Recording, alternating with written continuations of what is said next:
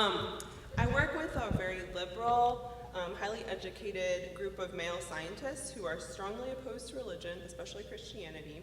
And they say terrible things about God and about Christ's followers. And despite the fact that they appear hopelessly lost, I know that I'm commanded to share the gospel with them and to be a light at my job. So I guess my question is, how do I share the gospel in a somewhat hostile workplace environment? I know I'm at my job to do my work, and they're not people that I spend time with outside of work. They're mostly men, and they're about the age of my parents, and some of them are owners of the company, so I feel a little lost how to approach it, wanting to be respectful of my job, but also obedient to the Lord. So. Just a second. Les, would I ruin it if I carry this over? No? Okay, no. Did you know that up here you can't hear there because it bounces around, but I can hear right there because that's a direct line. So, Elizabeth, did I get, you work in a liberal, opposed to religion, scientific place. How to share the gospel? And what was the last part of that? Where'd you go? You disappeared. What was your tail end thing? How do I share the gospel and what?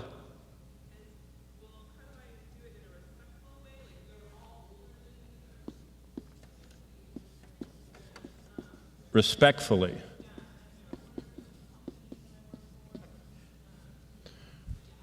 Okay. Well, I mean, the short answer is this. I mean, we'll go in background. To share the gospel respectfully is very hard because the preaching of the cross is foolishness. And people scoff. And it's a stumbling block, God says. So it's like, how do you respectfully trip someone? You don't. You just do it. And you do it in love. I mean, I'm talking about sharing the gospel, because the bottom line of the gospel is telling them that they're hopelessly dying of an infectious disease, and they have a terminal case of it, and no one has told them before. And everyone said, don't worry about it, you don't have a problem. And you're the doctor that looks them in the eye and says, you do. You are infected with something far worse than HIV. And they're scientists. You have the SIN virus, and no one has survived. And there's only one vaccination, and that's the blood of the one, and that's how you work into the gospel, the one who died in your place. What's really interesting is you don't have to be liberal science and oppose, it's just everybody has a resistance to hearing they're wrong, they're proud, and they're estranged from God and an enemy of God. So the scriptures, both Romans 1, I'm not ashamed of the gospel of Christ, for it's the power of God unto salvation to all who believe. I usually, and I've been sharing the gospel, since I first was challenged by my Sunday school teacher when I was about 9 years old. And I've been dutifully sharing the gospel. And I have learned over the years, if someone will not express an agreement that they're a sinner, I stop. I don't. Why go on? If they are not aware, Jesus Christ died for sinners. So if they're not one, I can't share the gospel with them because they can't be saved.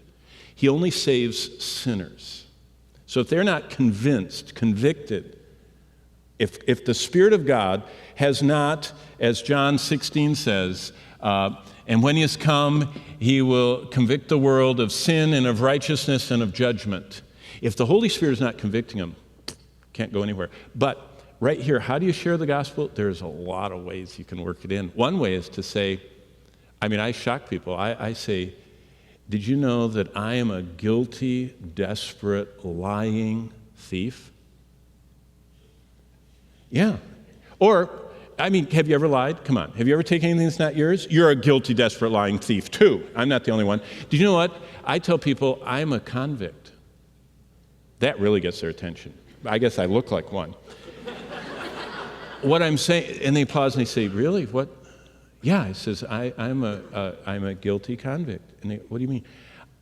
In the sight of God has convicted me and judged me to be guilty of my sin. So you can share the gospel either in a personal way with your testimony, or you can go bouncing off. I've found bouncing off disasters and things like that and share the gospel. But what I have learned is if I am not praying for conviction of my target audience, that's why if you're really sharing the gospel, then you have a list of people that you're praying for on a regular basis, that the Lord will open the door of faith to them, that they will become a lover, as 2 Thessalonians 1 says.